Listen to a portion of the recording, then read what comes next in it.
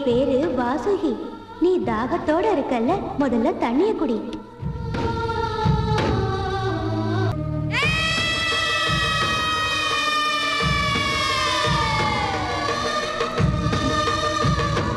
இதுக்கு முன்னாடி உங்களை நான் இங்க பார்த்ததே இல்லையே. நான் தான் உன் கூடவே இருக்கேனே. ஏன் கூடவே இருக்கீங்களா?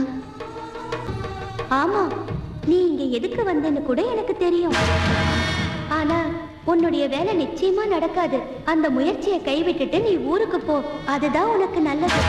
உன்னோட அம்மா நீ வருவேன்னு காத்துக்கிட்டு இருக்காங்க. என் பேச்சை கேட்டு நீ வீட்டுக்கு போ.